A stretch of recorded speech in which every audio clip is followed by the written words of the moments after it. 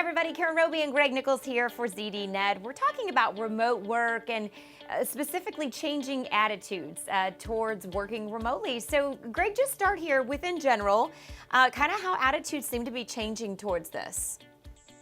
Yeah, employers are kind of slowly coming around to the viability of at least some remote work, some portion of the work week divided up remotely.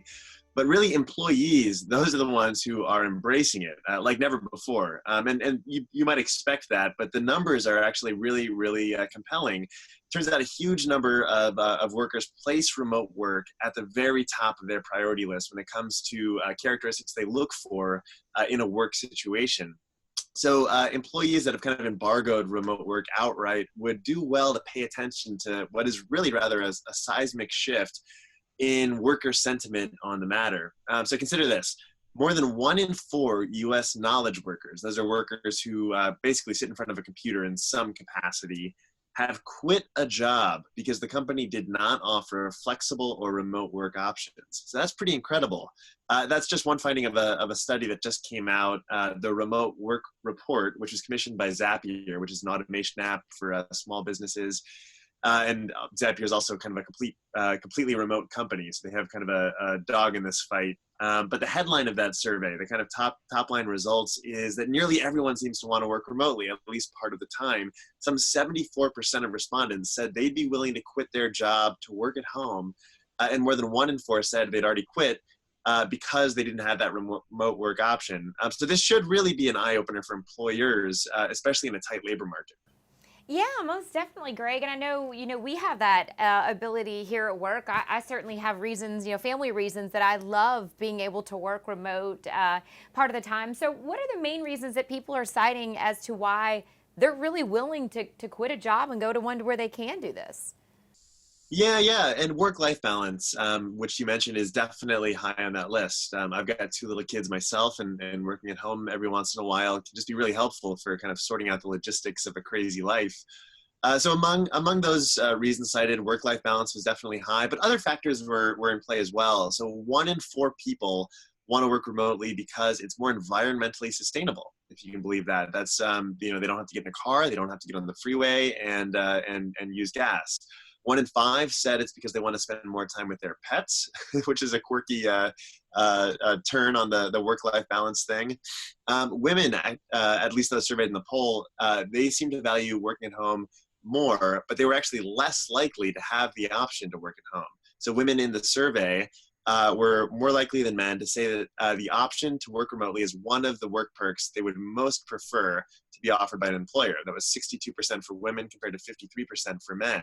But despite this, there are kind of significant gender disparities for work at home options. So a full 40% of female employees who responded to this survey say they don't work remotely because their company doesn't allow it. And that's compared to just 25% of men who responded in the survey. So those companies that do take that kind of hardline stance on remote work, again, they would really do well to rethink that stance. Quite a few employees, 42%, believe they are most productive working from home, while just under a third, 32%, feel like they get more done in an office. So it's not just about pleasing employees. There's also kind of a productivity argument to be made for employers as to why they should allow at least some work from home options for their employees. Yeah, most certainly. And I hadn't thought about the pet thing, but I sure do love petting my dog now and again, during the day. That's definitely an added perk. All right, so finally here, Greg, and I think you touched on some of this, but, what are the main benefits of working remote? Sure, yeah. For employers, those benefits really come in the form of a larger potential labor pool. We're in a tight labor market. I live in Los Angeles, where specifically in the tech industry, there just aren't that many engineers. There's a very small pool compared to the demand out there. So if you embrace remote work, you kind of have a larger pool of workers available to you because you can go anywhere in the country or anywhere in the world, really. So when an employee pool isn't geographically restricted, the likelihood of finding the right employee just simply goes up. And out-of-area employees can also be cheaper in many cases, saving employers money.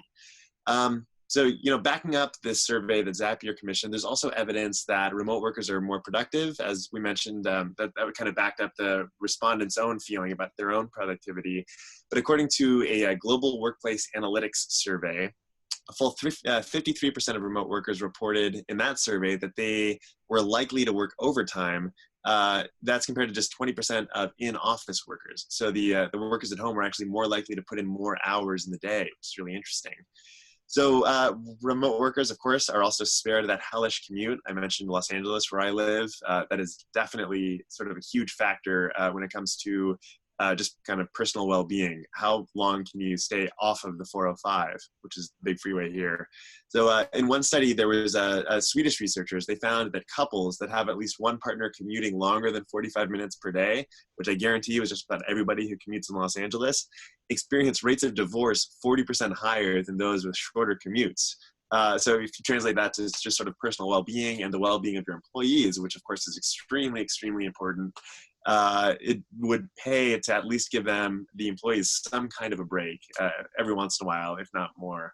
But maybe the best argument for remote work is that many of the longstanding barriers to actually instituting a remote work policy have really fallen. Distributed workspaces are now possible because there are so many technological options.